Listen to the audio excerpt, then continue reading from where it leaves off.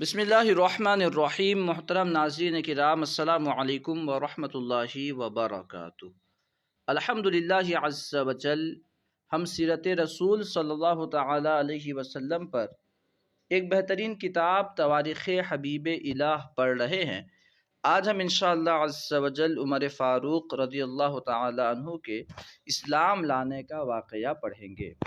دیکھیے، حضرت عمر رضی اللہ عنہ کا قبول اسلام، یعنی حضرت عمر کا اسلام قبول کرنا، ابتدائی اسلام میں، یعنی اسلام کے ابتدائی دور میں، ابتدائی دنوں میں، ابتدائی اسلام میں رسول کریم صلی اللہ علیہ وسلم اور ان کے رفقا، یعنی ان کے ساتھی، چھپ چھپ کر رہا کرتے۔ جب مسلمانوں کی تعداد 39 ہو گئی، جب مسلمان 39 ہو گئے، تو اس وقت آپ ارقم کے گھر میں تھے۔ حضرت ارقم رضی اللہ تعالیٰ عنہ کے گھر میں نبی پاک تشریف فرما تھے۔ عمر بن خطاب اور ابو جہل بن ہشام، یہ دونوں قریش کے بڑے سردار تھے۔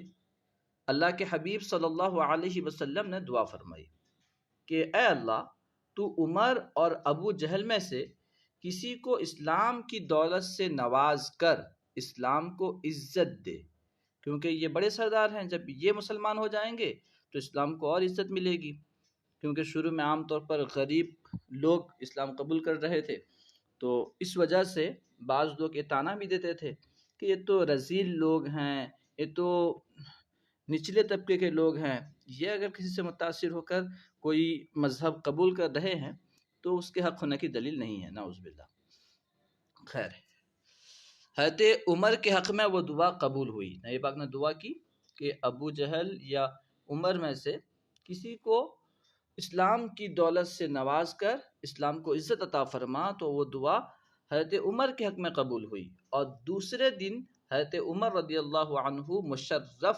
باسلام ہوئے، یعنی اسلام سے شرفیاب ہوئے۔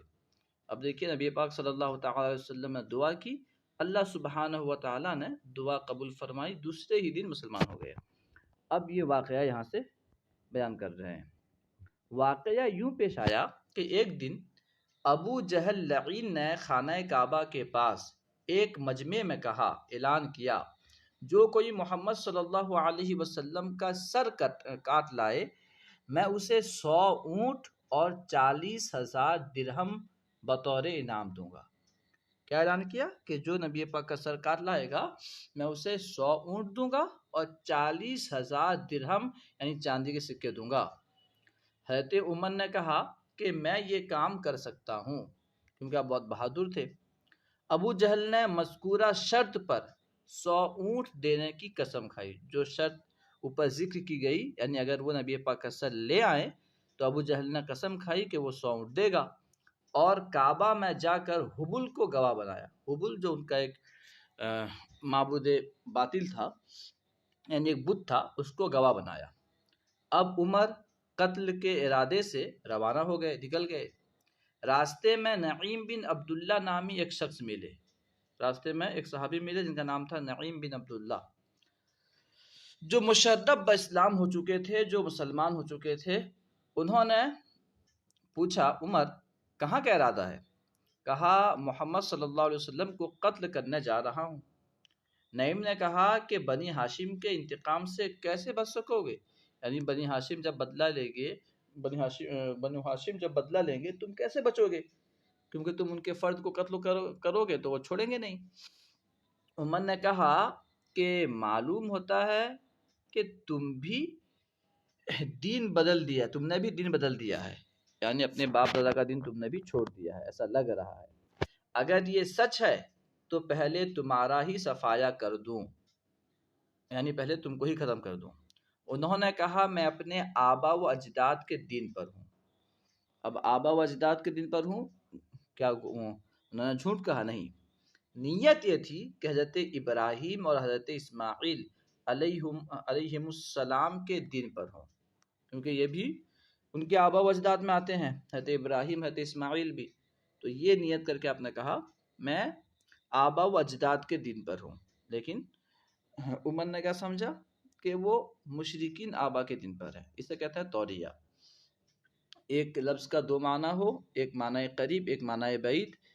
آپ معنی بعید کے ارادے سے بولیں، سامنے والا معنی قریب سمجھے، تو اسے کہتے ہیں توریہ۔ اور توریہ بھی بولنا ہمیشہ جائز نہیں ہے، جب صورت پیش ہو تو وہاں جھوٹ سے بچ سکتے ہیں، بچیں۔ اگر توریہ سے کام چل سکتا ہے تو توریہ بولیں۔ خیر، اور ظاہراً معلوم ہی ہوتا تھا کہ مشرکین آبا کے دن پر ہے۔ جب نعیم بن عبداللہ رضی اللہ تعالیٰ عنہ سے عمر نے کہا کہ معلوم ہوتا ہے تم نے بھی دن بدل دیا ہے، اگر یہ سچ ہے تو پہلے تمہارا ہی صفایا کر دوں، پہلے تمہیں ہی قتل کر دیتا ہوں۔ تو انہوں نے کہا میں اپنے آبا و اجداد کے دن پر ہوں، نیت یہ تھی کہ حضرت ابراہیم اور حضرت اسماعیل علیہ السلام کے دن پر ہیں۔ اور ظاہراً معلوم ہوتا تھا کہ مشرکین آبا کے دن پر ہیں، مشرکین جو باپ دادا ہیں ان کے دن پر ہیں، ایسا لفظ سے ظاہر تھا۔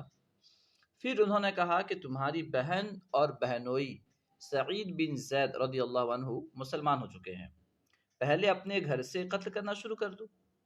اگر تمہیں قتل کرنے کا اتنا شوق ہے تو جاؤ اپنے بہن اور بہنیں کو قتل کرو۔ عمر نے کہا کیسے معلوم کہ وہ مسلمان ہو چکے ہیں؟ کہا کہ تمہارے ہاتھ کا ذبیحہ نہیں کھائیں گے۔ یعنی میں کیسے مان لوں کہ مسلمان ہو چکے ہیں؟ تو نبی بن عبداللہ نے کہا کہ تم جاؤ، وہ تمہارے ہاتھ کا ذبیحہ تم جسے ذبح کرو گے اسے کھائیں گے نہیں۔ یہ بات سن کر عمر طیش میں آ گئے، یعنی غصے میں آ گئے، اور بہن کے گھر پہنچے۔ اس وقت حضرت خباب صحابی ان دونوں کو سورہ طٰہٰ پڑھا رہے تھے، یعنی حضرت عمر کی بہن اور بہنوئی کو سورہ طٰہٰ پڑھا رہے تھے حضرت خباب رضی اللہ عنہ، جو انہی دنوں نازل ہوئی تھی۔ سورہ طٰہٰ انہی دنوں نازل ہوئی تھی۔ حضرت عمر نے دروازہ کھلوایا، اندر گئے، حضرت خباب چھپ گئے، صحیفہ بھی چھپا دیا، جس پر سورہ طٰہٰ لکھی تھی اسے چھپا دیا۔ عمر نے پوچھا کیا پڑھ رہے تھے؟ انہوں نے کہا باتیں کر رہے تھے۔ اب یہ بھی ایک طرح سے توریہ ہے کہ جب بندہ نماز میں ہوتا ہے، حدیث پاک کے روشنی میں گویا کہ وہ اللہ سے کلام کرتا ہے، اور اس طرح جب بندہ قرآن پاک پڑھتا ہے تو گویا کہ وہ اللہ سے کلام کرتا ہے۔ اس کے بعد عمر نے ایک بکری ذبح کی اور اس کا گوشت بھون کر بہن بہنوئی سے کھانے کو کہا۔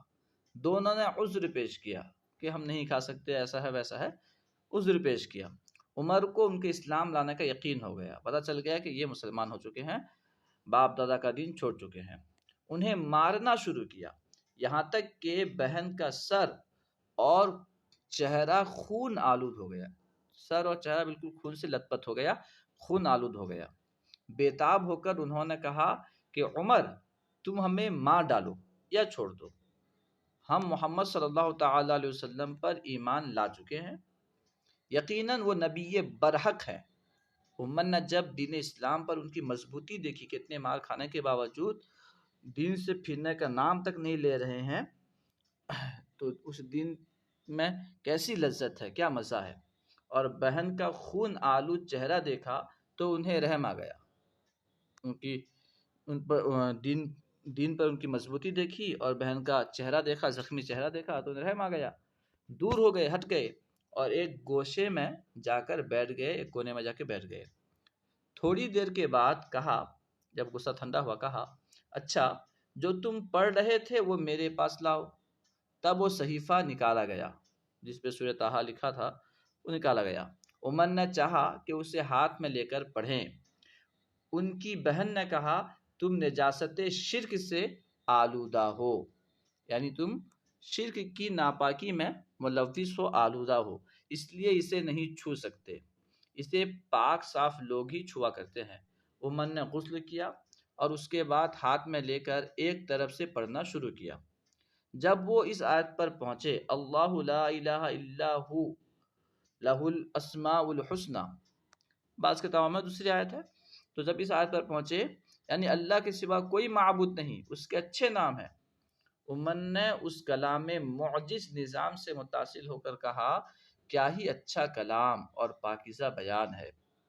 حضرت خباب رضی اللہ تعالیٰ عنہ حضرت عمر کی یہ کیفیت دیکھ کر، یہ حالت دیکھ کر کہ پہلے غصے سے آئے تھے، چھپ گئے تھے، اب جب انہوں نے قرآن پاک کی تعریف کی، کلام کی تعریف کی، تو حضرت خباب رضی اللہ تعالیٰ عنہ عمر کی یہ کیفیت دیکھ کر نکل آئے اور کہا کہ کل نبی برحق صلی اللہ علیہ وسلم نے تمہارے اور ابو جہل کے حق میں اسلام کے لیے دعا فرمائی تھی کہ ان دونوں میں سے کسی کو اسلام کی دولت سے سرفراز فرما۔ میرا خیال ہے وہ دعا تمہارے حق میں قبول ہو گئی۔ اس کے بعد حضرت عمر رضی اللہ عنہ حضرت خباب کے ساتھ ارقم کے گھر گئے جہاں نبی پاک پہلے سے موجود تھے، جہاں نبی اکرم صلی اللہ علیہ وسلم تشریف فرما تھے۔ آپ خبر پا کر دروازے سے باہر نکلے، نبی پاک دروازے سے باہر نکلے اور عمر سے بغل گیر ہو کر یعنی گلے مل کر خوب دبایا، زور سے دبایا، یہاں تک کہ عمر کا جوڑ ہل گیا اور فرمایا اے عمر مسلمان ہو جا۔ حضرت عمر رضی اللہ عنہ نے کہا اشہد اللہ الہ الا اللہ و اشہد ان محمد رسول اللہ، میں گواہی دیتا ہوں کہ اللہ کے سوا کوئی معبود نہیں اور میں گواہی دیتا ہوں کہ محمد صلی اللہ علیہ وسلم اللہ کے رسول ہیں۔ مارے خوشی کے رسول اکرم صلی اللہ علیہ وسلم نے نعرہ تکبیر بلند کیا، یعنی اللہ کی بڑائی کا نعرہ بلند کیا، اور گھر میں موجود سارے مسلمانوں نے آواز میں آواز ملا کر اللہ اکبر کی آواز بلند کی۔ تو یہ نعرہ لگانا یہ صحابہ کرام نبی پاک کی سنت ہے، اور نعرے کا جواب دینا صحابہ کرام کی سنت ہے۔ آج سارے مسلمان بے حد خوش تھے، اور حضرت عمر نے پوچھا اب تک کتنے آدمی مسلمان ہو چکے ہیں؟ آپ نے فرمایا کہ تم سے 40 کی تعداد پوری ہو رہی ہے، تم مسلمان ہوئے تو 40 لوگ مسلمان ہو گئے، تم کو ملا کر 40 لوگ۔ پھر عرض کیا یا رسول اللہ مشرکین لات و عزا کی عبادت اعلانیہ کریں۔ لات و عزا مشرکین کے معبود تھے، بت تھے۔ مشرکین لات و عزا کی عبادت اعلانیہ کریں اور ہم خدائے وحدہ لا شریک کی عبادت کیوں پوشیدہ کریں؟